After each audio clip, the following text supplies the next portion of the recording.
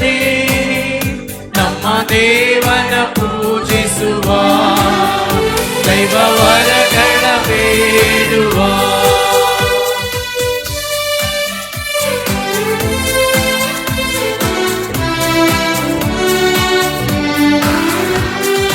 ಓ ದೇವ ನಾವಿಂದು ಆತುರದಿ ದೇವು ನಿನ್ನಯ ಸನ್ನಿಧಿಗೆ. ಓ ದೇವ ನಾವಿಂದು ಆತುರದಿ ಬಂದೆವು ನಿನ್ನಯ ಸನ್ನಿಧಿಗೆ.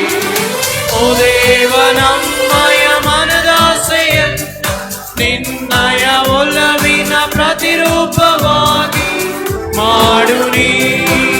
ದೇವನೇ ನಮ್ಮ ತನು ಮನ ನಿನ್ನನ್ನೇ ಬಯಸುತ್ತಿದೆ. ನಮ್ಮ ದೇವನ ಮಂದಿರದಿ ಇರುವ ಮನದಿ ಎಲ್ಲರೂ ಸಂತಸದಿ ನಮ್ಮ ದೇವನ ಪೂಜಿಸುವ, ದೈವ ವರಗಳ ಬೇಡುವ.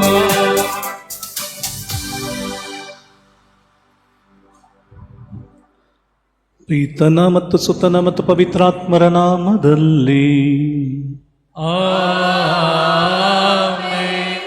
ನಮ್ಮ ಪ್ರಭು ಯೇಸು ಕ್ರಿಸ್ತರ ಕೃಪಾವರವು, ದೇವರ ಪ್ರೀತಿಯು, ಪವಿತ್ರಾತ್ಮರ ಅನ್ಯೋನ್ಯತೆಯು ನಿಮ್ಮೆಲ್ಲರೊಡನೆ ಇರಲಿ.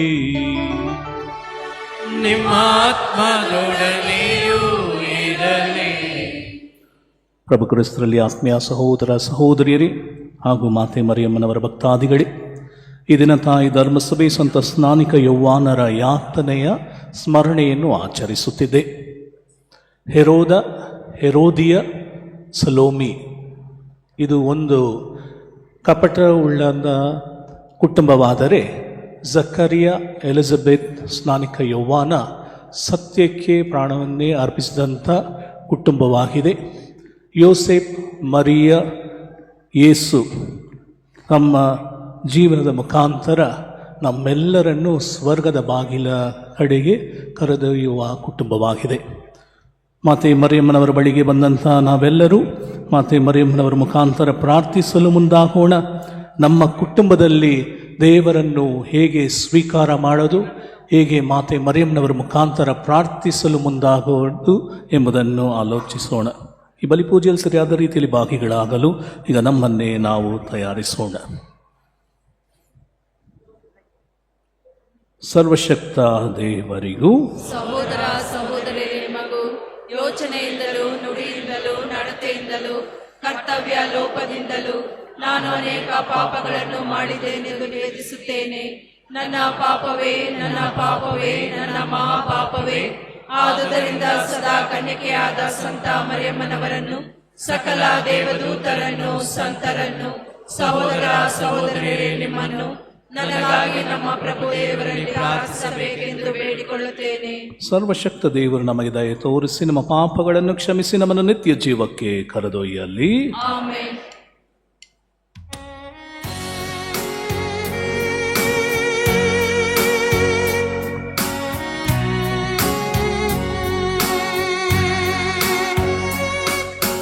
ದಯೆ ತೋರಿ, ದಯೆ ತೋರಿ, ದಯೆ ತೋರಿ, ದಯೆ ತೋರಿ. ಕ್ರಿಸ್ತನೇ, ಕ್ರಿಸ್ತನೇ ದಯೆ ತೋರಿ, ಕ್ರಿಸ್ತನೇ, ಕ್ರಿಸ್ತನೇ ದಯೆ ತೋರಿ, ಪ್ರಭು ದಯೆ ತೋರಿ, ಪ್ರಭು ದಯೆ ತೋರಿ, ಪ್ರಭು ದಯೆ ತೋರಿ, ಪ್ರಭು ದಯೆ ತೋರಿ.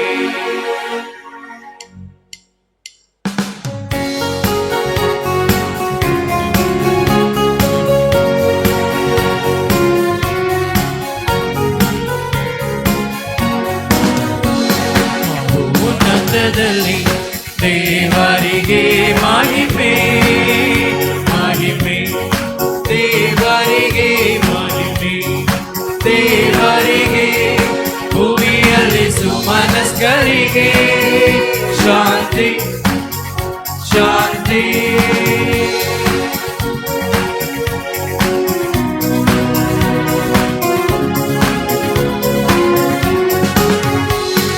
ಪ್ರಭು ದೇವರೇ ಸ್ವರ್ಗದ ರಾಜರೇ, ಪ್ರಭು ದೇವರೇ ಸ್ವರ್ಗದ ರಾಜರೇ, ಸರ್ವಶಕ್ತ ದೇವಪಿತನೇ, ನಾವು ನಿಮ್ಮನ್ನು ಸ್ತುತಿಸುತ್ತೇವೆ, ಭಜಿಸುತ್ತೇವೆ, ಆರಾಧಿಸುತ್ತೇವೆ, ಮಹಿಮೆ ಪಡಿಸುತ್ತೇವೆ. ನಿಮ್ಮ ಉನ್ನತ ಮಹಿಮೆಗಾಗಿ ನಿಮಗೆ ಕೃತಜ್ಞತೆಯನ್ನು ಸಲ್ಲಿಸುತ್ತೇವೆ,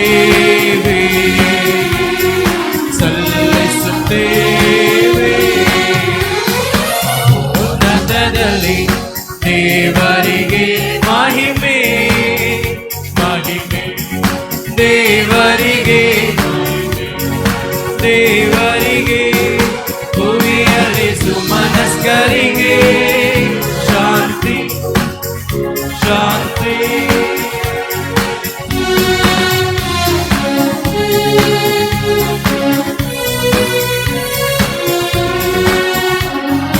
ಪ್ರಭು ದೇವರೇ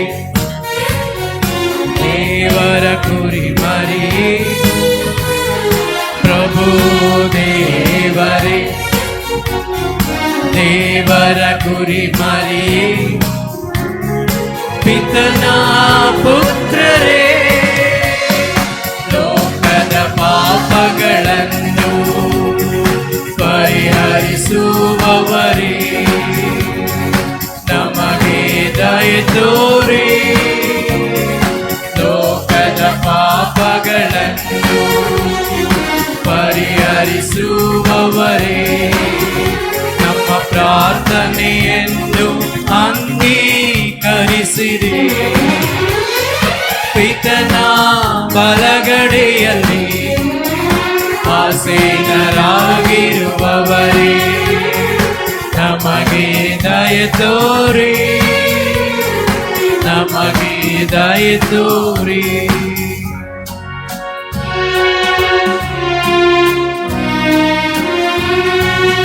ಏಕೆಂದರೆ ನೀವೊಬ್ಬರೇ ಪರಿಶುದ್ಧರು, ನೀವೊಬ್ಬರೇ ಪ್ರಭು, ನೀವೊಬ್ಬರೇ ಮಹೋನ್ನತರು, ನೀವೊಬ್ಬರೇ ಮಹೋನ್ನತರು.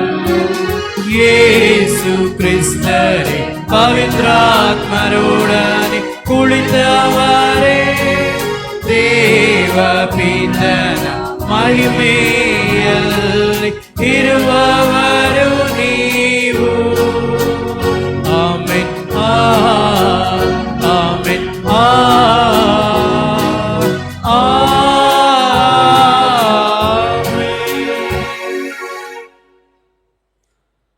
ಪ್ರಾರ್ಥಿಸೋಣ.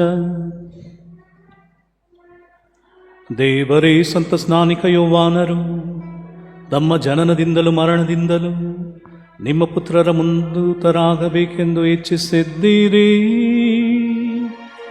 ಅವರು ಸತ್ಯ ಹಾಗೂ ನೀತಿಗಾಗಿ ರಕ್ತಸಾಕ್ಷಿಯ ಮರಣವನ್ನು ಅನುಭವಿಸಿದಂತೆ ನಿಮ್ಮ ಬೋಧನೆಯ ನಿವೇದನೆಗಾಗಿ ನಾವು ದೃಢವಾಗಿ ಹೋರಾಡುವಂತೆ ಅನುಗ್ರಹಿಸಿರಿ.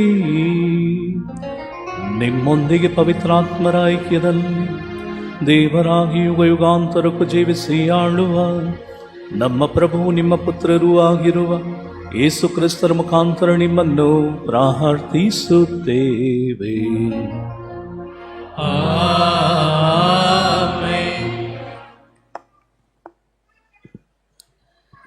ಸಂತ ಸ್ನಾನಿಕ ಯೋವಾನರ ಶಿರಚ್ಛೇದನ. ಪ್ರವಾದಿ ಯೆರೆಮೀಯನ ಗ್ರಂಥದಿಂದ ವಾಚನ.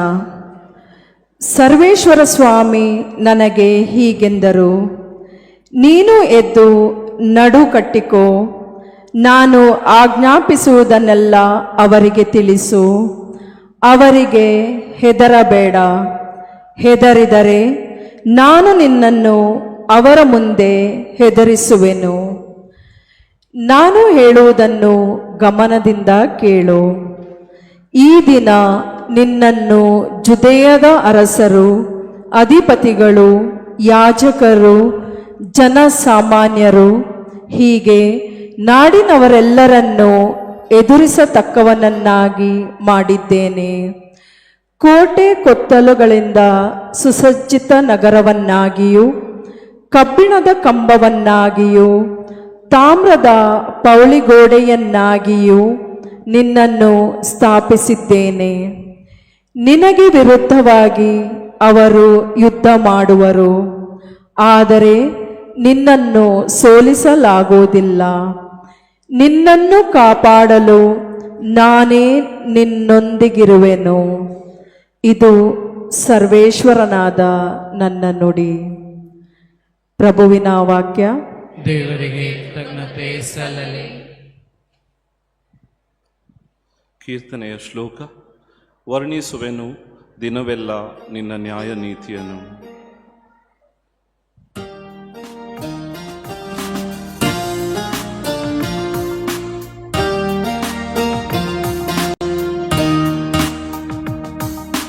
ವರ್ಣಿಸುವೆನು ದಿನವೆಲ್ಲವೂ ನಿನ್ನ ನ್ಯಾಯ ನೀತಿಯನ್ನು. ವರ್ಣಿಸುವೆನು ದಿನವೆಲ್ಲವೂ ನಿನ್ನ ನ್ಯಾಯ ನೀತಿಯನ್ನು.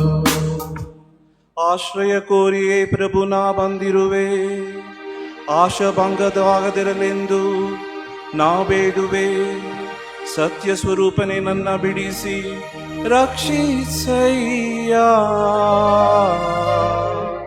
ಸತ್ಯ ಸ್ವರೂಪನೇ ನನ್ನ ಬಿಡಿಸಿ ರಕ್ಷಿಸು. ನನ್ನ ಕರೆಗೆ ಕಿವಿಗೊಟ್ಟು ನನ್ನನ್ನು ಉತ್ತರಿಸಯ್ಯ. ವರ್ಣಿಸುವೆನು ದಿನವೆಲ್ಲವೂ ನಿನ್ನ ನ್ಯಾಯ ನೀತಿಯನ್ನು. ವರ್ಣಿಸುವೆನು ದಿನವೆಲ್ಲವೂ ನಿನ್ನ ನ್ಯಾಯ ನೀತಿಯನ್ನು. ನೀನಾಗಿರು ನನಗಾಶ್ರಯ ದುರ್ಗ, ಕೋಟೆ ಕೊತ್ತಲು ನೀನೇ ನನ್ನ ದುರ್ಗ.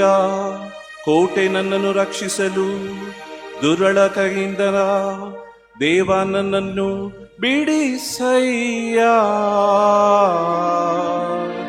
ದುರುಳರ ಕೈಯಿಂದ ನನ್ನನ್ನು ಬಿಡಿಸಯ್ಯ. ಕ್ರೂರ ಕೇಡಿಗರ ವಂಶದಿಂದ ನನ್ನನ್ನು ತಪ್ಪಿಸಯ್ಯ.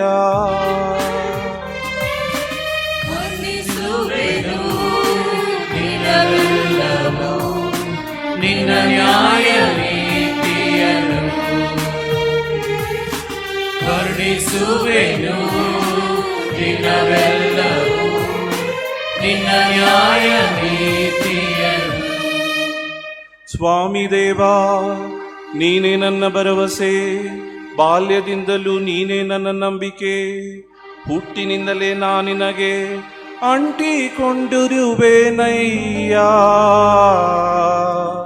ಗರ್ಭದಿಂದಲೇ ನೀ ನನ್ನನ್ನು ಕರೆದು ತಂದೆಯ್ಯ. ನಿರಂತರವು ನಿನ್ನನ್ನು ಕೊಂಡಾಡುತ್ತಿರುವೆನಯ್ಯ. ವರ್ಣಿಸುವೆನು ದಿನವೆಲ್ಲವೂ ನಿನ್ನ ನ್ಯಾಯ ನೀತಿಯನ್ನು. ವರ್ಣಿಸುವೆನು ದಿನವೆಲ್ಲವೂ ನಿನ್ನ ನ್ಯಾಯ ನೀತಿಯನ್ನು. ವರ್ಣಿಸುವೆನು ದಿನವೆಲ್ಲ ನಿನ್ನ ನ್ಯಾಯ ನೀತಿಯನ್ನು. ವಿವರಿಸಲು ಅಸದಳವಾದ ನಿನ್ನ ಗಣಿತ ರಕ್ಷಣೆಯನ್ನು. ದೇವ ಬಾಲ್ಯ ರವ್ಯ ನನಗೆ ಬೋಧಿಸುವೆಯಲ್ಲವೇ. ನಿನ್ನ ಅದ್ಭುತ ಕಾರ್ಯಗಳನ್ನೆಂದಿಗೂ ನಾ ಘೋಷಿಸುತ್ತಿರುವೆ. ವರ್ಣಿಸುವೆನು ದಿನವೆಲ್ಲವೂ ನಿನ್ನ ನ್ಯಾಯ ನೀತಿಯನ್ನು. ವರ್ಣಿಸುವೆನು ದಿನವೆಲ್ಲವೂ ನಿನ್ನ ನ್ಯಾಯ ನೀತಿಯನ್ನು.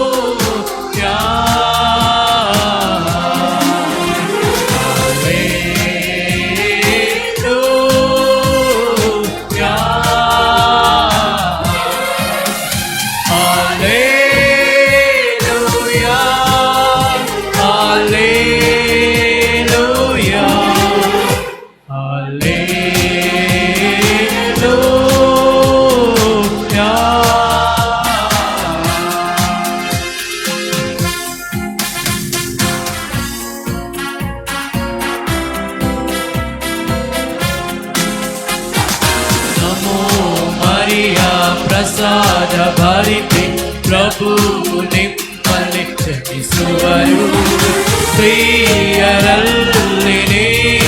ಧನ್ಯ ನಿಮ್ಮ ಉದರದಿ ಶಿಶುವು ಧನ್ಯ ಹಲ್ಲೆಲೂಯಾ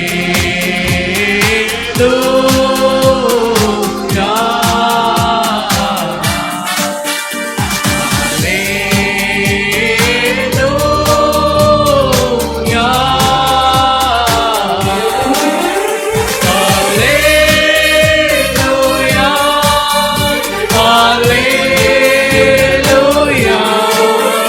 ಹಲ್ಲೆಲೂಯಾ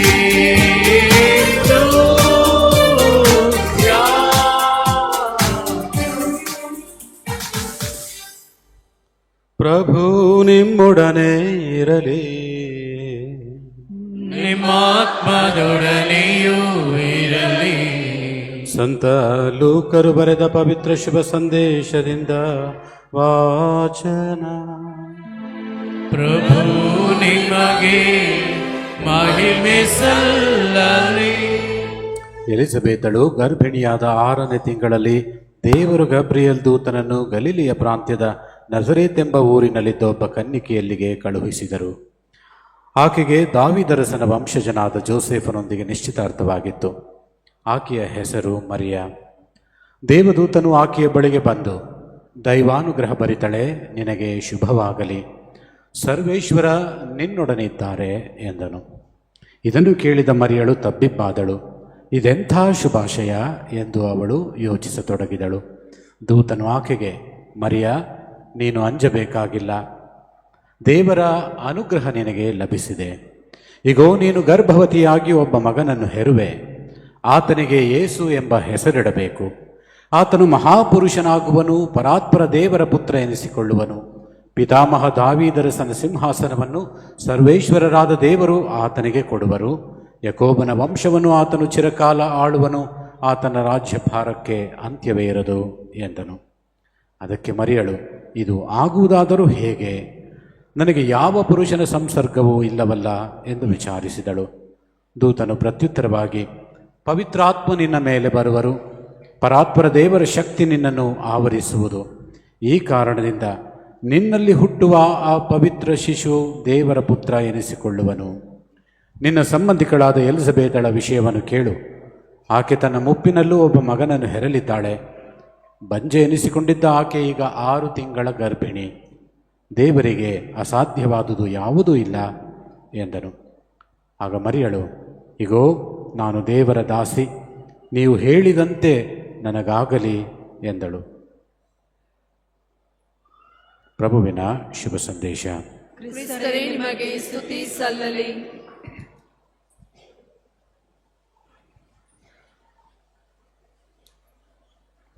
ಪ್ರಭುವಿನಲ್ಲಿ ಆತ್ಮೀಯ ಸಹೋದರಿಯರೇ, ಸಹೋದರರೇ,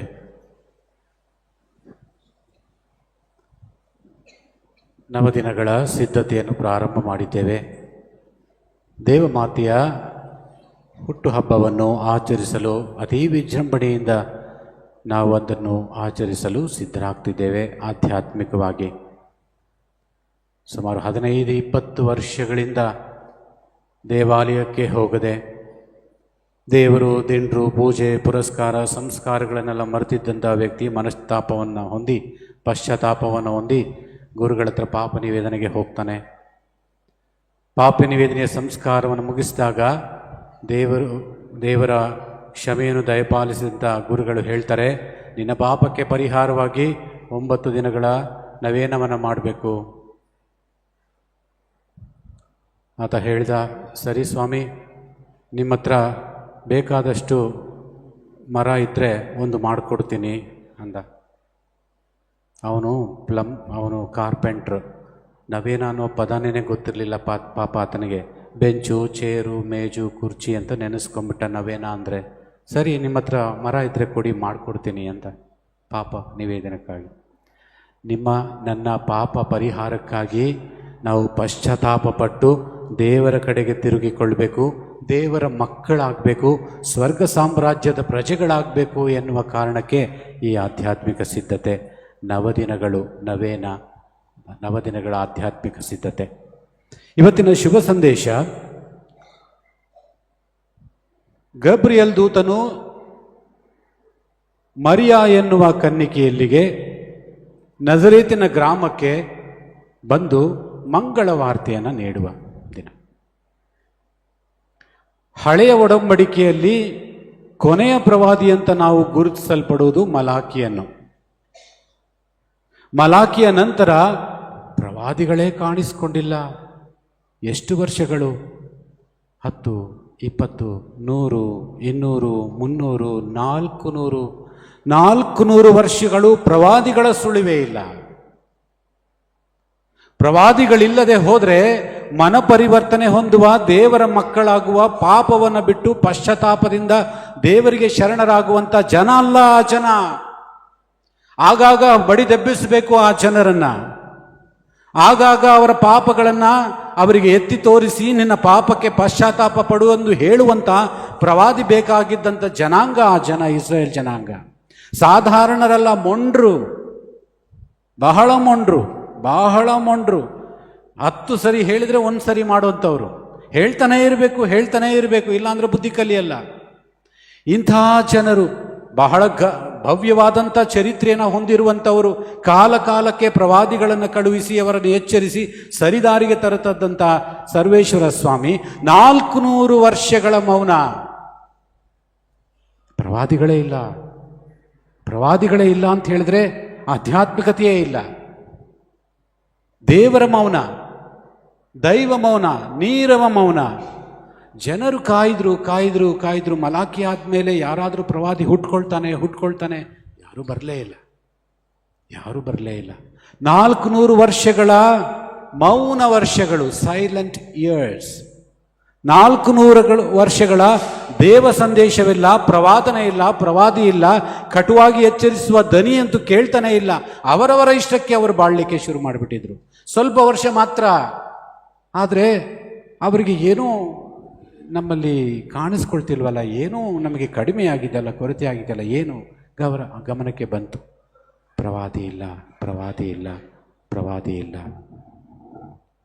ಆತ್ಮೀಯ ಸಹೋದರಿಯರೇ, ಸಹೋದರರೇ, ಈ 400 ವರ್ಷಗಳು, ಮಲಾಕಿಯ ನಂತರ ಪ್ರವಾದಿಗಳೇ ಇಲ್ಲದಂಥ 400 ವರ್ಷಗಳಲ್ಲಿ ಬಲಿಪೂಜೆ, ಬಲಿ ಅರ್ಪಣೆ, ದೇವಾಲಯ, ಗುರುಗಳು, ಯಾಜಕರು ಯಾರೂ ಇರಲಿಲ್ಲ ಅಂತ ಅಲ್ಲ, ಎಲ್ಲ ಇದ್ರೂ ಕೂಡ ದೇವರ ಸಂದೇಶ ಬರ್ತಾ ಇಲ್ಲ. ದೇವರ ಸಂದೇಶ ಬರ್ತಾ ಇರೋದು ಯಾರಿಂದ? ಪ್ರವಾದಿಯ ಮುಖಾಂತರ. ಆತನೇ ಇಲ್ಲ ಅಂದರೆ ದೇವರೇ ಇಲ್ಲ. ದೇವರು ನಮ್ಮನ್ನು ಮರೆತು ಹೋಗಿದ್ದಾರೆ. ದೇವರು ನಮ್ಮನ್ನು ಕೈ ಬಿಟ್ಟಿದ್ದಾರೆ. ದೇವರು ನೆನೆಸ್ಕೊಂಡ್ರು ಇನ್ನೂ ಪ್ರಯೋಜನ ಇಲ್ಲ. ಮೊಂಡ್ರು ಇವರನ್ನ ಎಷ್ಟು ಹೇಳಿದ್ರು ಇವರಿಗೆ ಬದಲಾವಣೆ ಮಾಡಲಿಕ್ಕೆ ಸಾಧ್ಯನೇ ಇಲ್ಲ.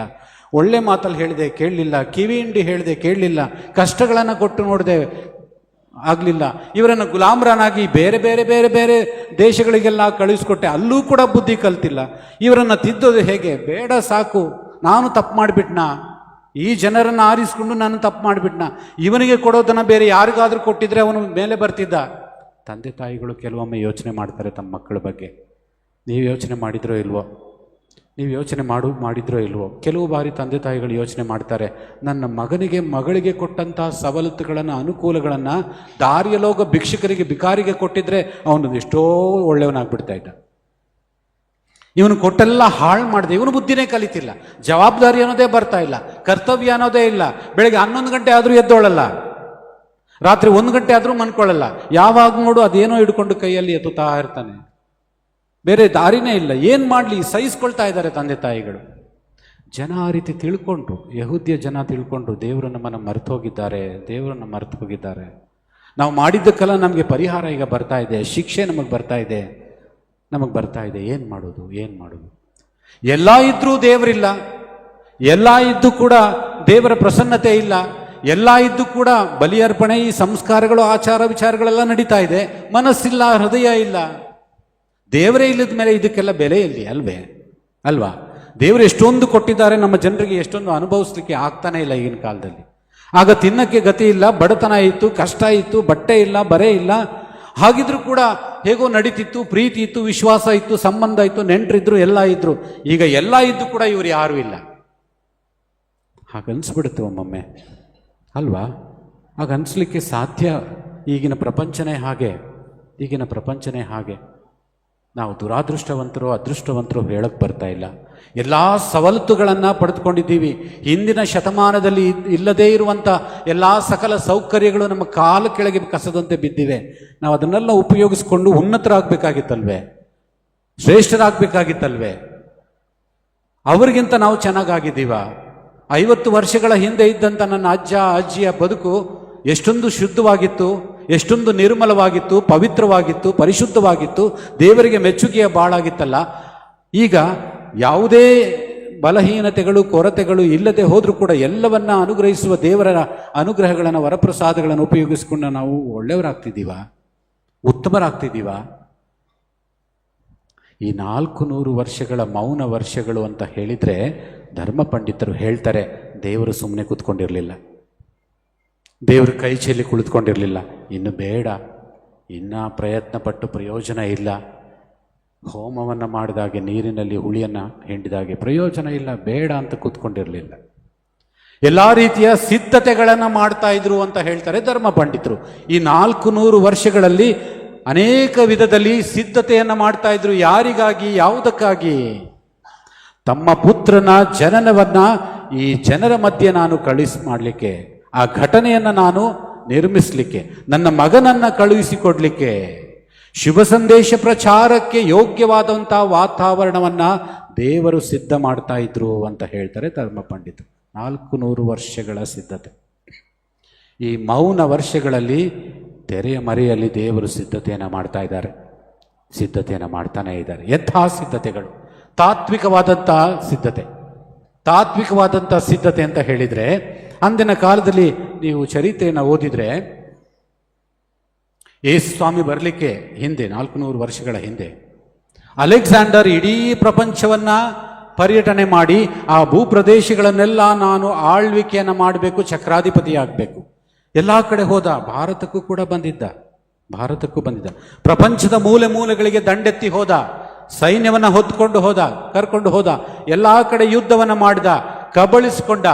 ತನ್ನ ರಾಜ್ಯಾಧಿಪತ್ಯವನ್ನು ಆತ ವಿಸ್ತರಿಸ್ತಾ ಹೋದ. ಗ್ರೀಸ್ ನಾಡಿನಿಂದ ಸಂಸ್ಕೃತಿ, ಆಚಾರ, ವಿಚಾರ, ಅವರ ತತ್ವಜ್ಞಾನ, ಅವರ ತತ್ವಶಾಸ್ತ್ರ, ಅನೇಕ ವಿಚಾರಧಾರೆಗಳು, ಅವರ ಸಂಸ್ಕೃತಿ ಎಲ್ಲವೂ ಪ್ರಪಂಚದಾದ್ಯಂತ ಹರಡಲಿಕ್ಕೆ ಶುರುವಾಯಿತು, ಪ್ರಾರಂಭವಾಯಿತು. ಇದು ದೇವರು ಮಾಡ್ತಾ ಇದ್ದಂಥ ಸಿದ್ಧತೆ. ಯಾಕೆ? ಶುಭ ಸಂದೇಶ ಪ್ರಚಾರವಾದಾಗ ಜನರು ಮಾನಸಿಕವಾಗಿ ಹೊಸ ವಿಚಾರಗಳನ್ನು, ಸತ್ಯಗಳನ್ನು ಅರಿಯಲಿಕ್ಕೆ ತಮ್ಮನ್ನೇ ತೆರೆದುಕೊಳ್ಳಬೇಕು, ವಿಶಾಲ ಹೃದಯಗಳಾಗಬೇಕು, ಬಾವಿ ಕಪ್ಪೆಗಳಾಗಬಾರ್ದು. ಬಾವಿ ಕಪ್ಪೆಗಳಾದರೆ ಹೊಸ ರೀತಿ, ಹೊಸ ವಿಚಾರಗಳು, ಹೊಸ ತರ್ಕ, ಹೊಸ ತತ್ವ, ಹೊಸ ಸತ್ಯಗಳು ಬಂದಾಗ ಸ್ವೀಕರಿಸುವಂಥ ಪರಿಸ್ಥಿತಿಯಲ್ಲಿ ನಾವು ಇರೋದಿಲ್ಲ. ನಮ್ಗೆ ಗೊತ್ತಿರೋದಿಷ್ಟೇ, ನಾವು ಇಷ್ಟರಲ್ಲೇ ಬದುಕ್ತೀವಿ, ಇಷ್ಟರಲ್ಲೇ ಬಾಳ್ತೀವಿ, ಇಷ್ಟರಲ್ಲೇ ಸಾಯ್ತೀವಿ. ನಾವು ಏನು ಜ್ಞಾನಿ ಆಗಬೇಕಾದ್ರೆ ವಿಶ್ವವನ್ನು ಸುತ್ತು ಕೋಶವನ್ನು ಓದು ಅಂತ ಹೇಳ್ತಾರೆ. ವಿಶ್ವವನ್ನು ಸುತ್ತು ಕೋಶವನ್ನು ಓದು ಅಂತ ಹೇಳ್ತಾರೆ. ಆಗ ನಿನ್ನ ಜ್ಞಾನ ವಿಕಸಿತವಾಗ್ತದೆ, ವಿಕಾಸಗೊಳ್ತದೆ. ನ್ಯಾರೋ ಮೈಂಡೆಡ್ನೆಸ್ ಇರೋದಿಲ್ಲ. ನಿನ್ನ ಜ್ಞಾನ, ನಿನ್ನ ಆತ್ಮ, ನಿನ್ನ ವಿಚಾರಧಾರೆಗಳು ಬಹಳ ವಿಶಾಲವಾಗ್ತವೆ. ದೇವರ ಸಿದ್ಧತೆ, ದೇವರು ಆ ಸಿದ್ಧತೆಯನ್ನು ಮಾಡ್ತಾ ಇದ್ರು. ಗ್ರೀಸ್ ನಾಡಿನಲ್ಲಿ ಬಹಳ ಪ್ರಸಿದ್ಧವಾದಂಥ ತತ್ವಶಾಸ್ತ್ರಜ್ಞರು ಇದ್ರು ಅಂತ ನೀವು ಓದಿದ್ದೀರಿ.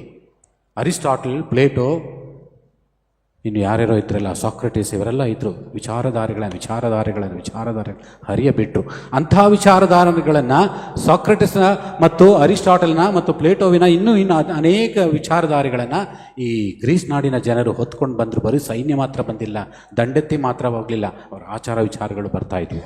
ಜನರನ್ನು ತಾತ್ವಿಕವಾಗಿ, ಬೌದ್ಧಿಕವಾಗಿ, ವಿಚಾರವನ್ನು ಯೋಚನೆ ಮಾಡುವಾಗೆ ಅವರನ್ನು ವಿಕಸಿತ ಮಾಡ್ತಾ ಇದ್ರು ದೇವರು ಅಂತ ಹೇಳ್ತಾರೆ. ಎರಡನೇದಾಗಿ ಭಾಷೆ. ಗ್ರೀಕ್ ಭಾಷೆ ಪ್ರಪಂಚದಾದ್ಯಂತ ಹರಡ್ತಾ ಇದೆ. ರೋಮ್ ಭಾಷೆ, ಲತೀನ್ ಭಾಷೆ ಪ್ರಪಂಚದಾದ್ಯಂತ ಹರಡ್ತಾ ಇದೆ. ಯಹೂದ್ಯರು ಇದು ನಮ್ಮ ದೇಶ, ಇದು ನಾವು ಇಷ್ಟೇ ದೊಡ್ಡ ಜನಾಂಗ, ಆರಿಸಲ್ಕೊಂಡ ಜನಾಂಗ, ನಾವು ಇಷ್ಟೇ ಬಾಳಬೇಕು, ಹೀಗೆ ಬಾಳಬೇಕು. ಇಲ್ಲ, ಅವರೆಲ್ಲರಿಗೆ ಭಾಷೆಯ ಪರಿಚಯ ಆಗ್ತಾ ಇದೆ. ಅನೇಕ ಭಾಷೆಗಳ ಪರಿಚಯ ಆಗ್ತಾ ಇದೆ.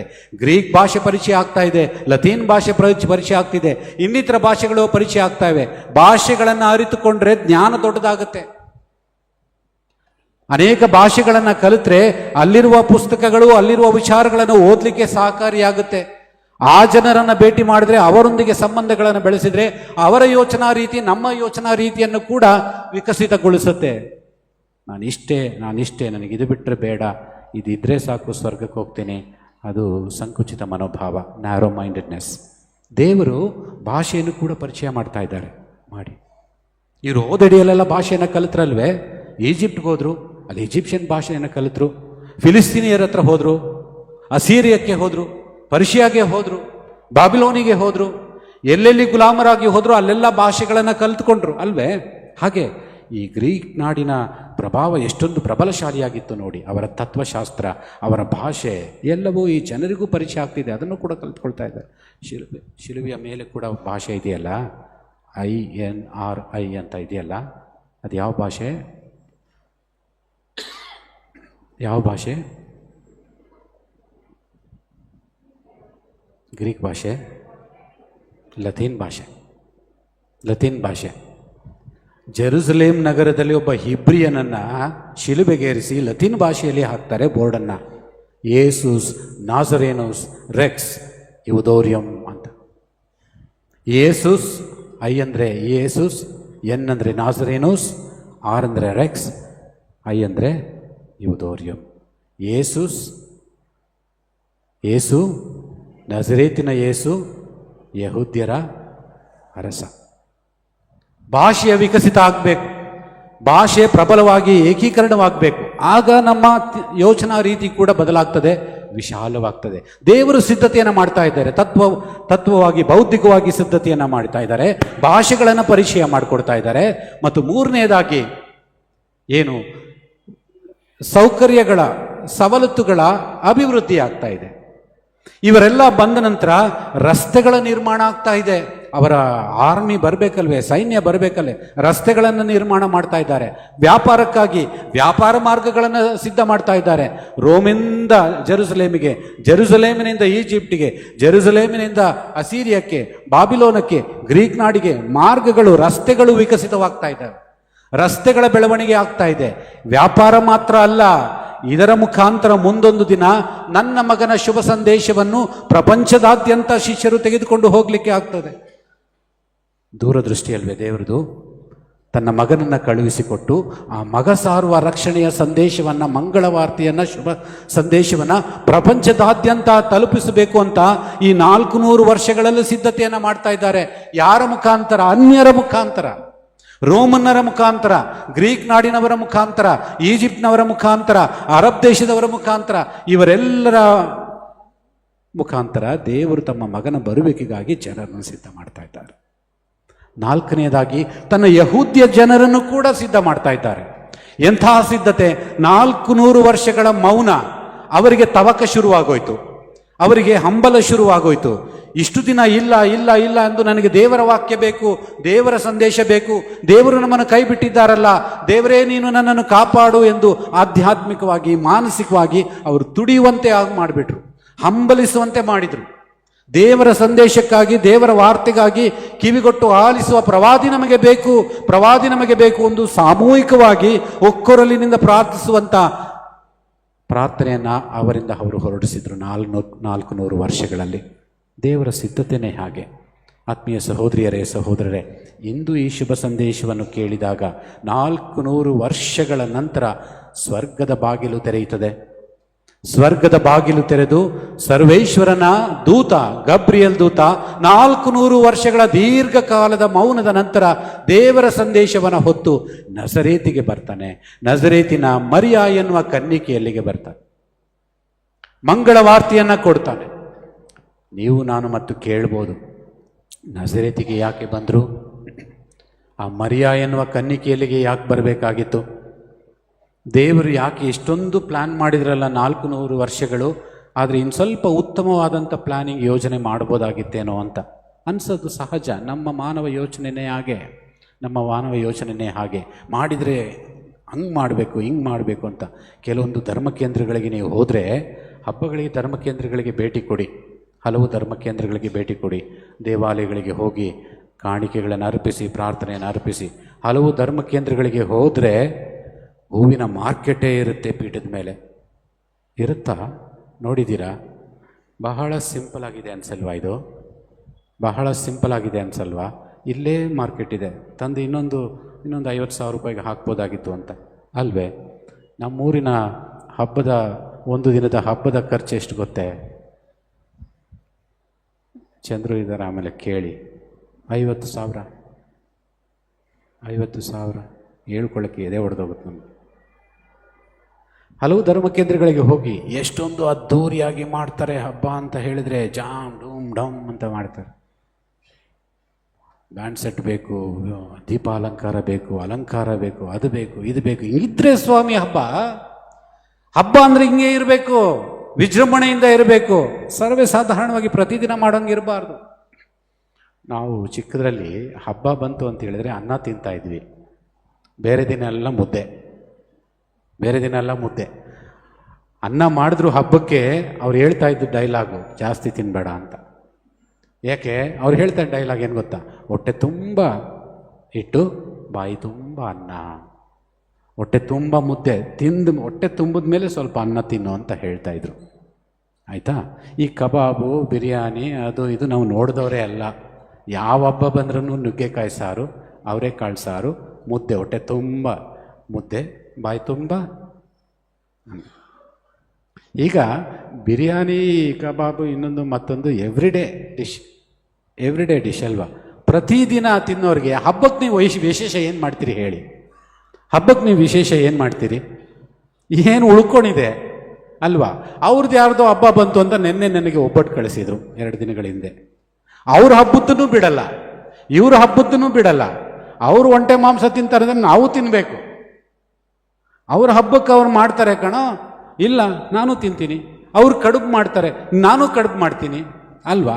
ಏನೂ ಬಿಟ್ಟಿಲ್ಲ. ವಿಜೃಂಭಣೆ ಇರಬೇಕು, ನಮಗೆ ಆಡಂಬರ ಇರಬೇಕು ಅಲ್ವೇ? ಆಡಂಬರವಾದ ಯೋಜನೆಗಳನ್ನು ಮಾಡ್ತೀವಿ, ಆಡಂಬರವಾಗಿ ವಿಜೃಂಭಿಸ್ತೀವಿ. ನಾವು ಹಾಗೆ ಯೋಚನೆ ಮಾಡೋದು. ದೇವರು ನಜರೇತಿಗೆ ಯಾಕೆ ಕಳಿಸ್ಬೇಕಾಗಿತ್ತು? ಆ ಕನ್ನಿಕೆಯಲ್ಲಿಗೆ ಒಬ್ಬ 13-14 ವರ್ಷದ ಹುಡುಗಿ ಬಳಿಗೆ ಕಳಿಸ್ಕೊಟ್ಟಿದ್ದಾರಲ್ಲ. ಬಹಳ ಬಡ ಕುಟುಂಬದಲ್ಲಿ ಬಂದಿರುವಂತಹ ಹುಡುಗಿ ಆಕೆ ಹೆಸರನ್ನು ಕೇಳಿದವರೇ ಇಲ್ಲ. ಅದು ಯಾವುದೋ ಕುಗ್ರಾಮ, ಯಾರೂ ಕೇಳಿಲ್ಲ. ಆ ನಜರೇತನೋ ಹೆಸರೇ ಯಾರೂ ಕೇಳಿಲ್ಲ. ಅಂಥ ಗ್ರಾಮಕ್ಕೆ ಯಾಕೆ ಕಳಿಸ್ಬೇಕಾಗಿತ್ತು? ದೇವರ ಯೋಜನೆನೇ ಹಾಗೆ. ಪೌಲ ಕೊರಿಂಥರಿಗೆ ಬರೆದಂಥ ಮೊದಲನೇ ಪತ್ರ, ಸ್ವಲ್ಪ ನೆನಪಿಟ್ಕೊಳ್ಳಿ. ಮೊದಲನೇ ಪತ್ರ, ಕೊರಿಂಥರಿಗೆ ಬರೆದಂಥ ಪತ್ರ, 1ನೇ ಅಧ್ಯಾಯ. ದಯವಿಟ್ಟು ಓದ್ತೀರಾ? ಕೊರಿಂಥರಿಗೆ ಬರೆದಂಥ ಮೊದಲನೇ ಪತ್ರ 1ನೇ ಅಧ್ಯಾಯ. ಇಡೀ ಅಧ್ಯಾಯವನ್ನು ಓದಿ, ಸಮಸ್ಯೆ ಏನಿಲ್ಲ. ಅಲ್ಲಿ ಪೌಲ ಹೇಳ್ತಾನೆ, ಜ್ಞಾನಿಗಳನ್ನು ನಾಚಿಕೆಗೀಡು ಮಾಡಲು ಸರ್ವೇಶ್ವರ ಸ್ವಾಮಿ ಮೂರ್ಖರನ್ನು ಆರಿಸಿಕೊಳ್ತಾರೆ. ಜ್ಞಾನಿಗಳನ್ನು ನಾಚಿಕೆ ಪಡಿಸಲು ಸರ್ವೇಶ್ವರ ಸ್ವಾಮಿ ಮೂರ್ಖರನ್ನು ಆರಿಸಿಕೊಳ್ತಾರೆ. ಬಲಿಷ್ಠರನ್ನ ಲಜ್ಜೆಗೀಡು ಮಾಡಲು ಬಲಹೀನರನ್ನು ದೇವರು ಆರಿಸಿಕೊಳ್ತಾರೆ. ದೇವರ ಯೋಜನೆನೇ ಹಾಗೆ. ನಾವು ಹಂಗಿರಬೇಕು ಹಿಂಗಿರಬೇಕು ಅಂತ ಯೋಚನೆ ಮಾಡ್ತೀವಿ. ಸರ್ವೇಶ್ವರ ಸ್ವಾಮಿ ಹೇಳ್ತಾರೆ, ನನಗಿದು ಸಾಕು, ಇದರಿಂದಲೇ ನಾನು ರಕ್ಷಣೆಯನ್ನು ಅದ್ಭುತವನ್ನು ಮಾಡ್ತೇನೆ. 5,000ಕ್ಕೂ ಹೆಚ್ಚು ಗಂಡಸರು ಬಹಳ ಹೊಟ್ಟೆ ತುಂಬ ಊಟ ಮಾಡಿದರು. ಯಾವುದರಿಂದ? ಕೇವಲ 5 ರೊಟ್ಟಿ ಮತ್ತು 2 ಮೀನು. ಅಷ್ಟೇ ಸಾಕು. ಒಂದೇ ಒಂದು ಕೋಲಿನಿಂದ, ಮೋಶೆಯ ಕೋಲಿನಿಂದ ಅನೇಕ ಅದ್ಭುತಗಳನ್ನು ಮಾಡಿದರು. ಮ್ಯಾಜಿಕ್ ಟ್ರಿಕ್ಸ್ ಏನಲ್ಲ, ಹಂಗೆ ಮಾಡಿ ಅದ್ದೂರಿಯಾಗಿರಬೇಕು, ಲೈಟಿಂಗ್ ಬರಬೇಕು, ಸೌಂಡ್ ಬರಬೇಕು, ಎಂಥದ್ದು ಇಲ್ಲ. ಸುಮ್ಮನೆ ಹಾಗೆ. ಆದಿಯಲ್ಲಿ ನೀವು ಓದಿದ್ರೆ ಬೆಳಕಾಗಲಿ ಅಂತ ಹೇಳಿದ್ರು, ಒಂದು ವಾರ್ತೆ ಅಷ್ಟೇ. ಬೆಳಕಾಗಲಿ ಅಂತ ಹೇಳಿದ್ರು, ಬೆಳಕಾಯಿತು. ಇದು ಸೃಷ್ಟಿಯಾಗಲಿ ಅಂತ ಒಂದು ವಾರ್ತೆ ಹೇಳಿದ್ರು, ಸೃಷ್ಟಿ ಆಯಿತು. ಅಷ್ಟೇ, ದೇವರಿಗೆ ಬೇಕಾದಷ್ಟೇ. ನಜರೇತಿಗೆ ಯಾಕೆ ಕಳಿಸಬೇಕಾಗಿತ್ತು? ಈ ಮರಿಯಳಲ್ಲೇ ಯಾಕೆ ಈ ಶುಭ ಸಂದೇಶವನ್ನು ಆಕೆಗೆ ನೀಡಬೇಕಾಗಿತ್ತು? ಆತ್ಮೀಯ ಸಹೋದರಿಯರೇ, ಸಹೋದರರೇ, ಈ ನಜರೇತಿನ ವಿಚಾರವಾಗಿ ಅನೇಕರು ಮೂಗೆಳೆದು ಮಾತಾಡ್ತಾ ಇದ್ರು. ಯೋಹಾನನ ಶುಭ ಸಂದೇಶ 1ನೇ ಅಧ್ಯಾಯ 27ನೇ ವಚನವನ್ನು ನೀವು ಓದಿದ್ರೆ, ಫಿಲಿಪ ದಾರಿಯಲ್ಲಿ ಹೋಗುವಾಗ ಬರ್ತಲೋಮಿಯನನ್ನು ನೋಡ್ತಾನೆ. ನಥಾನಿಯಲ ಇಬ್ಬರು ಒಂದೇ. ಅವನನ್ನು ನೋಡ್ತಾನೆ. ಅವನನ್ನು ನೋಡಿ ಈತ ಹೇಳ್ತಾನೆ, ನಮಗೆ ಮೆಸ್ಸಯ್ಯ ದೊರಕಿದ್ದಾರೆ, ನಮಗೆ ಉದ್ಧಾರಕ ದೊರಕಿದ್ದಾರೆ. ಅವ್ರು ಯಾರು ಗೊತ್ತಾ? ನಜರೇತಿನ ಯೇಸು ಎಂಬುವನು. ಆಗ ಆತ ಕುಹುಕಾಡ್ತಾನೆ, ವ್ಯಂಗ್ಯ ಮಾಡ್ತಾನೆ. ನಥಾನಿಯಲ, ಏನು ನಜರೇತಿನಿಂದನಾ? ಮೆಸ್ಸಾಯ ನಜರೇತಿನಿಂದ ಬರೋಕೆ ಸಾಧ್ಯನಾ? ಯಾವುದಾದ್ರೂ ಒಳ್ಳೆಯದು ಇವತ್ತಿನವರೆಗೆ ನೀನೇ ಹೇಳು, ಯಾವುದಾದ್ರೂ ಒಂದು ಒಳ್ಳೆ ಕೆಲಸ, ಒಳ್ಳೆ ವ್ಯಕ್ತಿ, ಒಳ್ಳೆಯದೇನಾದರೂ ನಜರೇತಿಂದ ಬಂದಿದೆಯಾ? ಬರೋಕ್ಕೆ ಸಾಧ್ಯನೇ ಇಲ್ಲ. ನಜರೇತು ಅಂತ ಬಹಳ ಕನಿಷ್ಠವಾದಂಥ ಗ್ರಾಮ, ಕಷ್ಟಕರವಾದಂಥ ಜೀವನವನ್ನು ನಡೆಸ್ತಾ ಇದ್ದಂಥ ರೈತಾಪಿ ಜನ, ಬಡ ಜನ, ಅಂಥ ನಗರಕ್ಕೆ ಸರ್ವೇಶ್ವರ ಸ್ವಾಮಿ ತಮ್ಮ ದೇವದೂತನನ್ನು 400 ವರ್ಷಗಳ ಮೌನದ ನಂತರ ಕಳುಹಿಸ್ಕೊಡ್ತಾರೆ. ಯಾರಲ್ಲಿಗೆ ಕಳಿಸ್ಕೊಡ್ತಾರೆ? ಮರಿಯಾ ಎನ್ನುವ ಬಡ ಕನ್ನಿಕೆಯಲ್ಲಿಗೆ ಕಳಿಸ್ಕೊಡ್ತಾರೆ. ಯಾಕೆ ಅನ್ನೋದೇ ನಮ್ಮ ಪ್ರಶ್ನೆ ಅಲ್ವೇ? ನಜರೇತಿಗೆ ಬದಲು ರೋಮಿಗೆ ಕಳಿಸ್ಬೋದಾಗಿತ್ತು, ವ್ಯಾಟಿಕನ್ಗೆ ಕಳಿಸ್ಬೋದಾಗಿತ್ತು, ಅಥವಾ ಗ್ರೀಕ್ ನಾಡಿಗೆ ಕಳಿಸ್ಬೋದಾಗಿತ್ತು, ಈಜಿಪ್ಟ್ಗೆ ಕಳಿಸ್ಬೋದಾಗಿತ್ತು, ಅಸೀರಿಯಾಗೆ ಕಳಿಸ್ಬೋದಾಗಿತ್ತು, ಬಬಿಲೋನಿಗೆ ಕಳಿಸ್ಬೋದಾಗಿತ್ತು. ಇವೆಲ್ಲ ಪ್ರಚಂಡರು, ಬಹಳ ಬಲಿಷ್ಠರಾದಂಥ ನಗರಗಳು, ಅತಿ ಪ್ರಪಂಚದಾದ್ಯಂತ ಪ್ರಸಿದ್ಧಿಯನ್ನು ಪಡೆದಿರುವಂಥವರು. ಅಂಥ ಒಂದು ನಗರಕ್ಕೆ ಕಳಿಸಿದ್ರೆ ಶುಭ ಸಂದೇಶ ಸಾರೋದು ಸುಲಭ ಆಗ್ತಾ ಇತ್ತಲ್ವೇ? ಅಲ್ವೇ? ಸರಿ, ಈಕೆ ಯಾರು? ರಾಣಿಯರಿಲ್ಲಿಗೆ ಕಳಿಸ್ಬೋದಾಗಿತ್ತು ಅಲ್ವಾ? ಅಥವಾ ಇನ್ನೆಲ್ಲೋ ಇರುವಂಥ ಶ್ರೇಷ್ಠವಾದಂಥ ಗೌರವಾನ್ವಿತವಾದಂಥ ಶ್ರೀಮಂತ ಕುಟುಂಬಕ್ಕೆ ಕಳಿಸ್ಬೋದು. ಏನೂ ಇಲ್ಲ. ದೇವರ ಸಂದೇಶ ಹಾಗೆ, ದೇವರ ಸಂದೇಶ ಹಾಗೆ. ಆತ್ಮೀಯ ಸಹೋದರಿಯರೇ, ಸಹೋದರರೇ, ಆತ ಬಂದದ್ದು ಯಾವುದಕ್ಕಾಗಿ? ಶುಭ ಸಂದೇಶವನ್ನು ನೀಡಲಿಕ್ಕೆ, ಮಂಗಳ ವಾರ್ತೆಯನ್ನು ನೀಡಲಿಕ್ಕೆ. ಮಂಗಳ ವಾರ್ತೆಯನ್ನು ನೀಡಿ ಹೇಳ್ತಾನೆ, ಸರ್ವೇಶ್ವರ ನಿನ್ನೊಡನೆ ಇದ್ದಾರೆ, ದೈವಾನುಗ್ರಹ ಭರಿತಳೆ, ನಿನಗೆ ಶುಭವಾಗಲಿ, ಸರ್ವೇಶ್ವರ ನಿನ್ನೊಡನೆ ಇದ್ದಾರೆ. ಆತ ಮುಂದುವರೆದು ಹೇಳ್ತಾನೆ, ಮರಿಯಾ ನೀನು ಅಂಜಬೇಕಾಗಿಲ್ಲ, ನೀನು ಅಂಜುವ ಅವಶ್ಯಕತೆ ಇಲ್ಲ.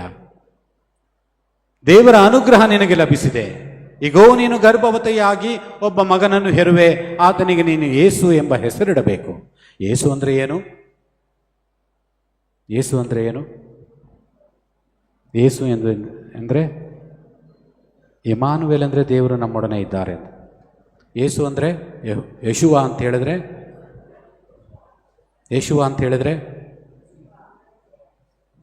ನಿಮ್ಗೆ ಗೊತ್ತಿದೆ, ಹೇಳ್ತಿಲ್ಲಲ್ಲ? ಗೊತ್ತಿದೆ, ಜೋರಾಗಿ ಹೇಳ್ತಿಲ್ಲ, ನಾನೇ ಹೇಳ್ತೀನಿ. ಸಮಯ ವೇಸ್ಟ್ ಮಾಡೋದು ತುಂಬ ಜನ ನಿಂತ್ಕೊಂಡಿದ್ದೀನಿ. ಮನೆಗೆ ಹೋಗಿ ಓದಬೇಕು. ಮತ್ತಾಯನ ಶುಭ ಸಂದೇಶ 1ನೇ ಅಧ್ಯಾಯ 21ನೇ ವಚನ. ಮತ್ತಾಯನ ಶುಭ ಸಂದೇಶ 1:21. ಯೇಸು ಅಂದರೆ ಏನು ಎಂಬುದನ್ನು ಆತ ಹೇಳ್ತಾನೆ, ಮತ್ತಾಯ ಹೇಳ್ತಾನೆ, ಯೇಸು ಎಂದರೆ ದೇವರು ತಮ್ಮ ಮಗನನ್ನು ಕಳುಹಿಸಿ ಜನರ ಪಾಪಗಳನ್ನು ಕ್ಷಮಿಸಿ ಉದ್ಧಾರ ಮಾಡುವವನು. ತನ್ನ ಜನರ ಪಾಪಗಳನ್ನು ಕ್ಷಮಿಸಿ ಉದ್ಧಾರ ಮಾಡುವವನು ಯೇಸು. ಕೊಡುವಂಥ ಶುಭ ಸಂದೇಶ, ಮಂಗಳ ವಾರ್ತೆ ಇದೆ. ಯೇಸು ನಿನ್ನ ಮಗನಾಗ್ತಾನೆ, ನಿನ್ನ ಗರ್ಭದಲ್ಲಿ ನೀನು ಆತನನ್ನು ಹೊತ್ತುಕೊಳ್ತೀಯ. ದೇವರ ಮಗನ ತಾಯಿಯಾಗುವ ಭಾಗ್ಯವನ್ನು ದೇವರು ನಿನಗೆ ಕೊಡ್ತಾ ಇದ್ದಾರೆ. ಆತ್ಮೀಯ ಸಹೋದರಿಯರೇ, ಸಹೋದರರೇ, ಈ ದಿನದ ಶುಭ ಸಂದೇಶ ಏನು? ಮಂಗಳ ವಾರ್ತೆ ಏನು? ದೇವರು ಸದಾಕಾಲ ನಮ್ಮೊಡನೆ ಇದ್ದಾರೆ. ದೇವರು ಮೌನಿಯಾಗಿಲ್ಲ, ದೇವರು ನಮ್ಮನ್ನು ಪರಿತ್ಯಜಿಸಿಲ್ಲ, ದೇವರು ನಮ್ಮಿಂದ ದೂರ ಆಗಿಲ್ಲ.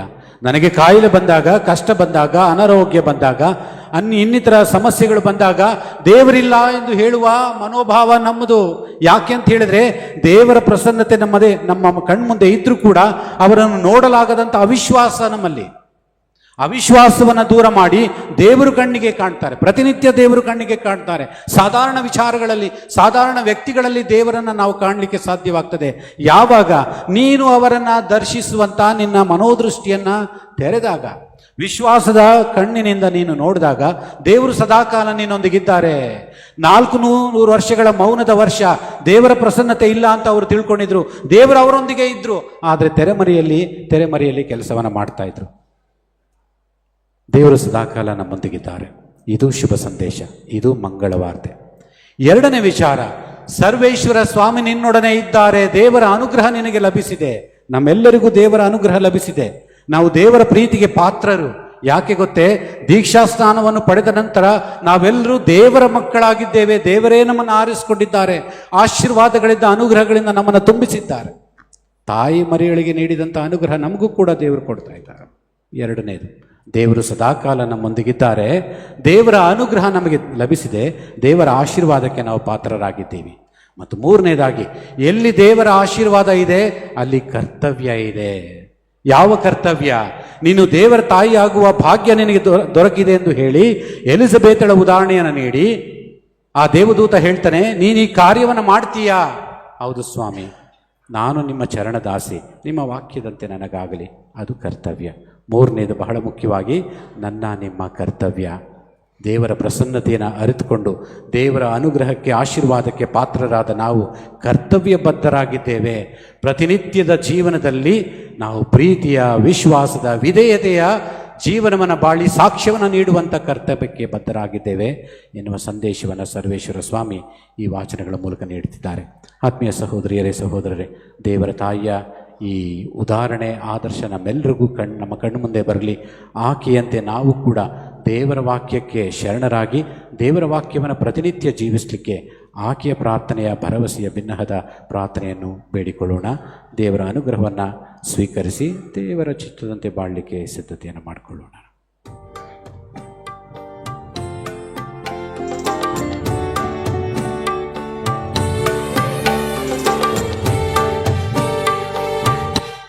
ಜೀವಕ್ಕೆ ಜೀವವ ತುಂಬುವ ದೇವನೇ, ಅರ್ಪಿಪೇ ಧನ್ಯತಾ ಭಾವನೆ.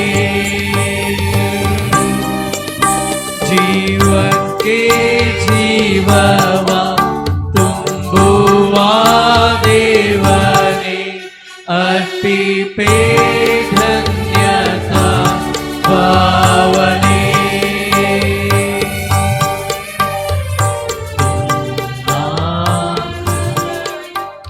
ಸಹೋದರ ಸಹೋದರಿಯರೇ, ನನ್ನ ಮತ್ತು ನಿಮ್ಮ ಬರೆಯ ಸರ್ವಶಕ್ತ ಪಿತನಾದ ದೇವರಿಗೆ ಅಂಗೀಕೃತವಾಗುವಂತೆ ಪ್ರಾರ್ಥಿಸರಿ. ಪ್ರಭು ತಮ್ಮ ನಾಮದ ಸ್ತುತಿ ಹಾಗೂ ಮಹಿಮೆಗಾಗಿಯೂ ನಮ್ಮ ಮತ್ತು ತಮ್ಮ ಇಡೀ ಪವಿತ್ರ ಧರ್ಮಸಭೆಯ ಒಳಿತಿಗಾಗಿಯೂ ಈ ಬಲಿಯನ್ನು ತಮ್ಮ ಕರಗಳಿಂದ ಸ್ವೀಕರಿಸಲಿ. ಪ್ರಭು ಮರಳುಗಾಡಿನಲ್ಲಿ ಕೂಗುವ ಸ್ವರದ ಸಂತ ಸ್ಥಾನಿಕ ಯೌವಾನರು ನಿಮ್ಮ ಮಾರ್ಗವನ್ನು ಸರಾಗಪಡಿಸುವಂತೆ ಬೋಧಿಸಿದರು. ಅಲ್ಲದೆ ತಾವು ಬೋಧಿಸಿದ್ದನ್ನು ತಮ್ಮ ರಕ್ತಧಾರೆಯ ಮೂಲಕ ಪ್ರಬಲವಾಗಿ ದೃಢಪಡಿಸಿದರು. ಅವರ ಗೌರವಾರ್ಥ ನಾವು ಅರ್ಪಿಸುತ್ತಿರುವ ಈ ಬಲಿಕಾಣಿಕೆಗಳನ್ನು ಸ್ವೀಕರಿಸಿರಿ. ನಮ್ಮ ಪ್ರಭು ಕ್ರಿಸ್ತರ ಮುಖಾಂತರ ನಿಮ್ಮನ್ನು ಪ್ರಾರ್ಥಿಸುತ್ತೇವೆ. ಪ್ರಭು ನಿಮ್ಮೊಡನೆ ಇರಲಿ, ನಿಮ್ಮಾತ್ಮದೊಡನೆಯೂ ಇರಲಿ. ನಿಮ್ಮ ಹೃದಯಗಳನ್ನು ಮೇಲಕ್ಕೆತ್ತಿರಿ, ಪ್ರಭುವಿನ ಕಡೆಗೆ ಎತ್ತಿದ್ದೇವೆ. ನಮ್ಮ ಪ್ರಭು ದೇವರಿಗೆ ಕೃತಜ್ಞತೆಯನ್ನು ಸಲ್ಲಿಸೋಣ. ಅದು ಯೋಗ್ಯ ಮತ್ತು ನ್ಯಾಯವಾಗಿದೆ. ಪ್ರಭು ಪವಿತ್ರ ಪಿತನೇ, ಸರ್ವಶಕ್ತ ನಿತ್ಯ ದೇವರೇ, ನಾವು ಎಂದೆಂದು ಎಲ್ಲೆಲ್ಲೂ ನಮ್ಮ ಪ್ರಭು ಕ್ರಿಸ್ತರ ಮುಖಾಂತರ ನಿಮಗೆ ಕೃತಜ್ಞತೆಯನ್ನು ಸಲ್ಲಿಸುವುದು ನಿಜವಾಗಿ ಯೋಗ್ಯವೂ ನ್ಯಾಯವೂ ಆಗಿದೆ, ನಮ್ಮ ಕರ್ತವ್ಯವೂ ರಕ್ಷಣೆಯೂ ಆಗಿದೆ. ನಮ್ಮ ಪ್ರಭು ಕ್ರಿಸ್ತರನ್ನು ಮುಂತೆಳಿಸಿದ ಹಾಗೂ ಸ್ತ್ರೀಯರಲ್ಲಿ ಹುಟ್ಟಿದವರಲ್ಲಿ ಆದಿತ್ಯ ಗೌರವಕ್ಕೆ ನೀವು ಪ್ರತಿಷ್ಠಾಪಿಸಿದ ಸಂತ ಸ್ನಾನಿಕ ಯೌವಾನರಲ್ಲಿ ನಾವು ನಿಮ್ಮ ಮಹಾಮಹಿಮೆಯನ್ನು ಕೊಂಡಾಡುತ್ತೇವೆ. ಇವರ ಜನನವು ಲೋಕಕ್ಕೆ ಅತ್ಯಾನಂದ ತಂದಿತು. ಮಾನವ ರಕ್ಷಣೆಯ ಆಗಮನವನ್ನು ಗುರುತಿಸಿ ತಾಯಿಯ ಉದರದಲ್ಲಿದ್ದಾಗಲೇ ಇವರು ಸಂತಸದಿಂದ ಕುಪ್ಪಳಿಸಿದರು. ಎಲ್ಲ ಪ್ರವಾದಿಗಳಲ್ಲಿ ವಿಮೋಚಕ ಕುರಿಮರಿಯನ್ನು ತೋರಿಸಿಕೊಟ್ಟ ಪ್ರವಾದಿ ಇವರೊಬ್ಬರೇ. ಹರಿಯುವ ನೀರನ್ನು ಪವಿತ್ರೀಕರಿಸಲು ದೀಕ್ಷಾಸ್ನಾನದ ಮೂಲಕರ್ತರಿಗೆ ಇವರು ಸ್ನಾನದೀಕ್ಷೆಯನ್ನು ನೀಡಿದರು. ಅವರಿಗಾಗಿ ತಮ್ಮ ರಕ್ತವನ್ನೇ ಸುರಿಸುವುದರ ಮೂಲಕ ಪರಮೋನ್ನತರ ಸಾಕ್ಷ್ಯವನ್ನು ನೀಡುವ ಸೌಭಾಗ್ಯ ಪಡೆದರು. ಆದ್ದರಿಂದ ಸ್ವರ್ಗದ ಶಕ್ತರೊಂದಿಗೆ ಇಹದಲ್ಲಿ ನಿಮ್ಮನ್ನು ನಿರಂತರವಾಗಿ ಆರಾಧಿಸುತ್ತೇವೆ ಹಾಗೂ ನಿಮ್ಮ ದಿವ್ಯ ಸನ್ನಿಧಿಯಲ್ಲಿ ನಿರಂತರವಾಗಿ ಘೋಷಿಸುತ್ತೇವೆ.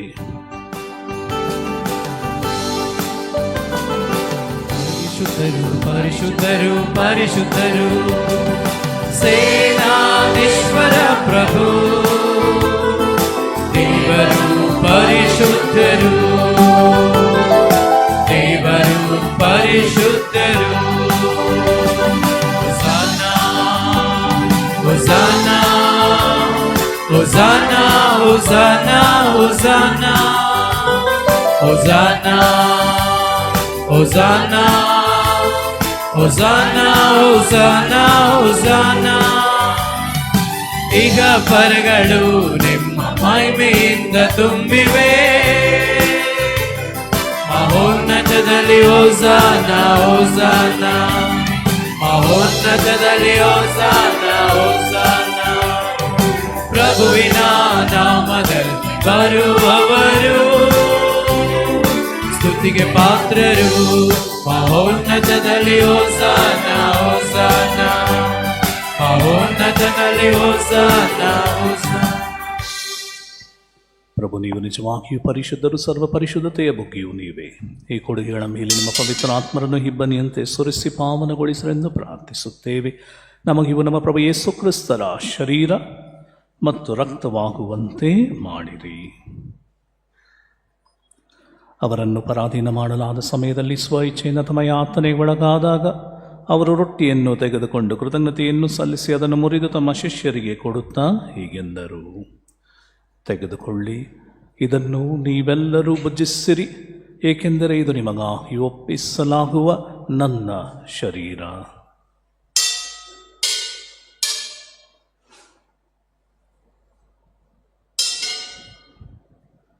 ಅಂತೆಯೇ ಭೋಜನದ ಅಂತ್ಯದಲ್ಲಿ ಅವರು ಪಾನಪಾತ್ರೆಯನ್ನು ತೆಗೆದುಕೊಂಡು ಮತ್ತೊಮ್ಮೆ ನಿಮಗೆ ಕೃತಜ್ಞತೆಯನ್ನು ಸಲ್ಲಿಸಿ ತಮ್ಮ ಶಿಷ್ಯರಿಗೆ ಕೊಡುತ್ತಾ ಹೀಗೆಂದರು, ತೆಗೆದುಕೊಳ್ಳಿ ಮತ್ತು ಇದರಿಂದ ನೀವೆಲ್ಲರೂ ಪಾನ ಮಾಡಿರಿ, ಏಕೆಂದರೆ ಇದು ಹೊಸ ಮತ್ತು ಅನಂತ ಒಡಂಬಡಿಕೆಯ ನನ್ನ ರಕ್ತದ ಪಾತ್ರೆ. ಈ ರಕ್ತವು ನಿಮ್ಮ ಮತ್ತು ಅನೇಕರ ಪಾಪಗಳ ಪರಿಹಾರಕ್ಕಾಗಿ ಸುರಿಸಲಾಗುವುದು. ಇದನ್ನು ನನ್ನ ಸ್ಮರಣೆಗಾಗಿ ಮಾಡಿರಿ.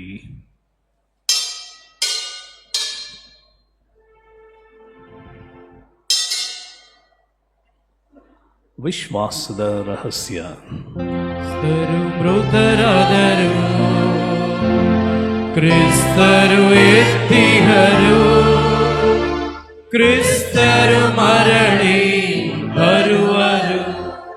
ಆದುದರಿಂದ ಪ್ರಭು, ನಿಮ್ಮ ಸಮ್ಮುಖದಲ್ಲಿ ನಿಂತು ಸೇವೆ ಸಲ್ಲಿಸಲು ನಮ್ಮನ್ನು ಯೋಗ್ಯರನ್ನು ಪರಿಗಣಿಸಿದ್ದಕ್ಕಾಗಿ ನಿಮ್ಮ ಕೃತಜ್ಞತೆಯನ್ನು ಸಲ್ಲಿಸುತ್ತೇವೆ. ಕ್ರಿಸ್ತರ ಮರಣ ಮತ್ತು ಪುನರುತ್ಥಾನದ ಸ್ಮರಣೆಯನ್ನು ಆಚರಿಸುತ್ತಾ ಜೀವವೀವ ರೊಟ್ಟಿನ ರಕ್ಷಣೆಯ ಪಾತ್ಮೆಗೆ ಅರ್ಪಿಸುತ್ತೇವೆ. ಕ್ರಿಸ್ತರ ಶರೀರ ಮತ್ತು ರಕ್ತದಲ್ಲಿ ಪಾಲ್ಗೊಳ್ಳುವ ನಮ್ಮನ್ನು ಪವಿತ್ರಾತ್ಮರೊಂದುಗೂಡಿಸಬೇಕೆಂದು ನಿಮ್ಮ ವಿನಯದಿಂದ ಭಿನ್ನಾಯಿಸುತ್ತೇವೆ. ಪ್ರಭು, ನಿಮ್ಮ ವಿಶ್ವವ್ಯಾಪಿ ಧರ್ಮಸಭೆಯನ್ನು ಸ್ಮರಿಸಿಕೊಳ್ಳಿರಿ. ನಮ್ಮ ವಿಶ್ವಗುರು ಲಿಯೋ ಅವರೊಂದಿಗೂ, ನಮ್ಮ ಧರ್ಮಾಧ್ಯಕ್ಷ ಪೀಟರ್ ಅವರೊಂದಿಗೂ, ನಮ್ಮ ಸಹಾಯಕ ಧರ್ಮಾಧ್ಯಕ್ಷರುಗಳಾದ ಆರೋಗ್ಯರಾಜ್ ಸತೀಶ್ ಹಾಗೂ ಜೋಸೆಫ್ ಸುಸೈನಾದನವರೊಂದಿಗೂ, ಸಕಲ ಯಾಜಕರೊಂದಿಗೂ ಅದನ್ನು ಪ್ರೀತಿಯ ಪರಿಪೂರ್ಣತೆಗೆ ಮುನ್ನಡೆಸಿರಿ. ಪ್ರಭು, ಪುನರುತ್ಥಾನ ನಿರೀಕ್ಷೆಯಲ್ಲಿ ವಿಶ್ರಮಿಸುತ್ತಿರುವ ನಮ್ಮ ಸಹೋದರ ಸಹೋದರಿಯರನ್ನು ನಿಮ್ಮ ದಯೆಯಲ್ಲಿ ಮೃತರಾದ ಎಲ್ಲರನ್ನೂ ಸ್ಮರಿಸಿಕೊಳ್ಳಿರಿ. ಅವರನ್ನು ನಿಮ್ಮ ಸಮ್ಮುಖದ ಪ್ರಭೆಗೆ ಬರಮಾಡಿರಿ. ನಮ್ಮ ಮೇಲೂ ದಯೆ ತೋರಿರಿ. ದೇವಮಾತೆ ಪೂಜ್ಯ ಕನ್ಯಾ ಮರಿಯಮ್ಮನವರೊಂದಿಗೂ, ಆಕೆಯ ಪತಿ ಸಂತ ಜೋಸೆಫರೊಂದಿಗೂ, ಸ್ನಾನಿಕ ಯೌವಾನರೊಂದಿಗೂ, ಪುನೀತ ಪ್ರೇಷಿತರೊಂದಿಗೂ, ಎಲ್ಲ ಕಾಲಗಳಲ್ಲಿ ನಮ್ಮ ಮೆಚ್ಚುಗೆಗೆ ಪಾತ್ರರಾದ ಸಕಲ ಸಂತರೊಂದಿಗೂ ನಾವು ನಿತ್ಯ ಜೀವದಲ್ಲಿ ಸಹಭಾಗಿಗಳಾಗಿ ನಿಮ್ಮನ್ನು ಸ್ತುತಿಸಿ ಮಹಿಮೆ ಪಡಿಸುವಂತೆ ನಿಮ್ಮ ಪುತ್ರ ಯೇಸು ಕ್ರಿಸ್ತರ ಮುಖಾಂತರ ಪ್ರಾರ್ಥಿಸುತ್ತೇವೆ. ಇವರ ಮುಖಾಂತರವು ಇವರೊಂದಿಗೂ ಇವರಲ್ಲಿಯೂ ಸರ್ವಶಕ್ತ ತಂದೆಯಾದ ದೇವರೇ, ಪವಿತ್ರಾತ್ಮರ ಐಕ್ಯದಲ್ಲಿ ಸರ್ವ ಗೌರವವು ಮಹಿಮೆಯು ಯುಗ ಯುಗಾಂತರಕ್ಕೂ ನಿಮಗೆ ಸಲ್ಲಲಿ. Amen, amen, amen. ಪ್ರಭು ಕ್ರಿಸ್ತರು ಕಲಿಸಿದಂಥ ಪ್ರಾರ್ಥನೆಯನ್ನು ಭಕ್ತಿ ವಿಶ್ವಾಸದಿಂದ ಪ್ರಾರ್ಥಿಸೋಣ. ಸ್ವರ್ಗದಲ್ಲಿರುವ ನಮ್ಮ ತಂದೆಯೇ, ನಿಮ್ಮ ನಾಮ ಪೂಜಿತವಾಗಲಿ, ನಿಮ್ಮ ರಾಜ್ಯ ಬರಲಿ, ನಿಮ್ಮ ಚಿತ್ತ ಸ್ವರ್ಗದಲ್ಲಿ ನೆರವೇರುವ ಪ್ರಕಾರ ಭುವಿಯಲ್ಲಿಯೂ ನೆರವೇರಲಿ.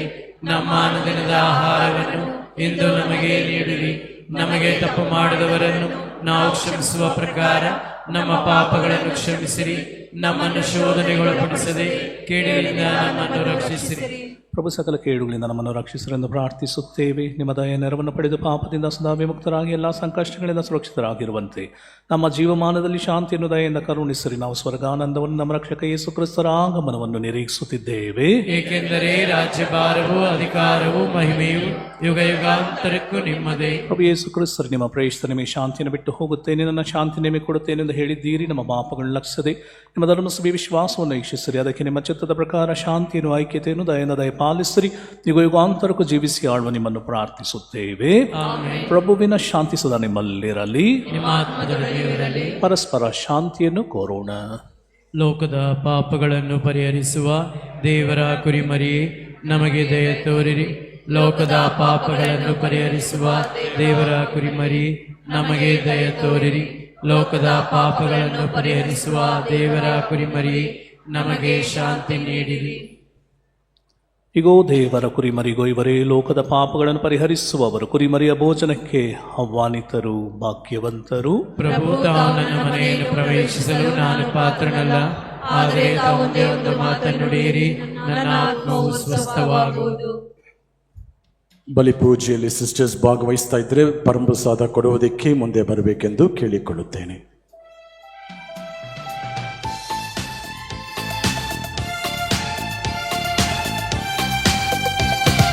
ದೇವಾ ದೇವಾ ನೀನೇ ದೇವಾ, ನೀನೇ ನನ್ನ ಜೀವ ಜೀವ. ದೇವಾ ದೇವಾ ನೀನೇ ದೇವಾ, ನೀನೇ ನನ್ನ ಜೀವ ಜೀವ. ಹೃದಯ ತೆರೆದಿದೆ ಬಾ, ಮನವು ಮಿಡಿದಿದೆ ಬಾ, ಹೃದಯ ತೆರೆದಿದೆ ಬಾ, ಮನವು ಮಿಡಿದಿದೆ ಬಾ. ನಿನ್ನ ಭುಜಿಸಲು ತವಕಿಸುತ್ತಿಗೆ, ನಿನ್ನ ಸೇರಲು ಕಾದು ನಿಂತಿಗೆ. ನಿನ್ನ ಭುಜಿಸಲು ತವಕಿಸುತ್ತಿಗೆ, ನಿನ್ನ ಸೇರಲು ಕಾದು ನಿಂತಿದೆ. ಆತ್ಮದಿ ನೆಲೆಸುಬಾ, ವರಗಳ ಸುರಿಸುಬಾ, ಆತ್ಮದಿ ನೆಲೆಸುಬಾ, ವರಗಳ ಸುರಿಸುಬಾ. ಪ್ರಾರ್ಥಿಸೋಣ. ಪ್ರಭು ಸಂತ ಸ್ನಾನಿಕ ಯೌವಾನರ ಸ್ವರ್ಗೀಯ ಜಯಂತಿಯನ್ನು ಕೊಂಡಾಡುತ್ತಿದ್ದೇವೆ. ನಾವು ಸ್ವೀಕರಿಸಿದ ರಕ್ಷಣಾ ಸಂಸ್ಕಾರವನ್ನು ಹಾಗೂ ಅದು ಸೂಚಿಸುವ ಸಂಕೇತವನ್ನು ಗೌರವಿಸುವಂತೆಯೂ, ಅದಕ್ಕಿಂತಲೂ ಮಿಗಿಲಾಗಿ ಅದು ನಮ್ಮಲ್ಲಿ ಸಾಧಿಸುವ ಸ್ಪಷ್ಟ ಪರಿಣಾಮಗಳ ನಿಮಿತ್ತ ಹರ್ಷಿಸುವಂತೆಯೂ ನಮಗೆ ಅನುಗ್ರಹಿಸಿರಿ. ನಮ್ಮ ಪ್ರಭು ಕ್ರಿಸ್ತನ ಮುಖಾಂತರ ನಿಮ್ಮನ್ನು ಪ್ರಾರ್ಥಿಸುತ್ತೇವೆ. ಆಮೆನ್. ಪ್ರಭು ನಿಮ್ಮೊಡನೆ ಇರಲಿ, ನಿಮ್ಮ ಆತ್ಮದೊಡನೆಯೂ ಇರಲಿ. ಸರ್ವಶಕ್ತ ದೇವರಾದ ಪಿತ ಮತ್ತು ಸುತ ಮತ್ತು ಪವಿತ್ರಾತ್ಮರು ನಿಮ್ಮನ್ನು ಆಶೀರ್ವದಿಸಲಿ. ಆಮೆನ್. ಹೋಗಿ ಬನ್ನಿ, ಬಲಿ ಅರ್ಪಣೆ ಮುಗಿಯಿತು. ದೇವರಿಗೆ ಕೃತಜ್ಞತೆ ಸಲ್ಲಲಿ.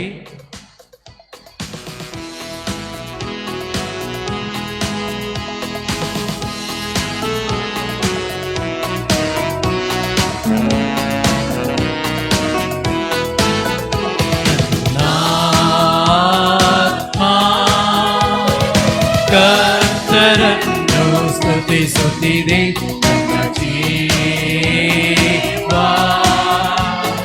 ಸಂತೋಷದಿಂದ ನೆಗೆಯುತ್ತಿದೆ ನನ್ನ ಆತ್ಮ.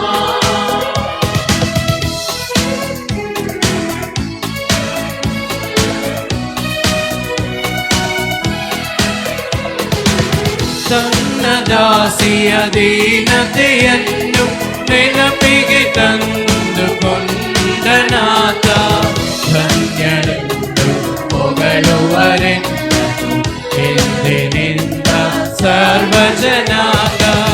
ಇಲ್ಲದವರನ್ನು ಉಳ್ಳವರಾಗಿಸಿ, ಧನವಂತರನ್ನು ಪರಿಗಣಿ ಕಳುಹಿಸಿ, ಬಲಾಢ್ಯರನ್ನು ಅವನತಿಗಿಳಿಸಿ, ದೀನರನ್ನು ಉನ್ನತಿಗೆರಿಸಿ. ಸರ್ವಶಕ್ತನು ಪರಮಪೂಜ್ಯನು, ಕರುಣೆ ಉಳ್ಳವನು, ಪ್ರೀತಿ ಸ್ವರೂಪನು, ಆದುದರಿಂದ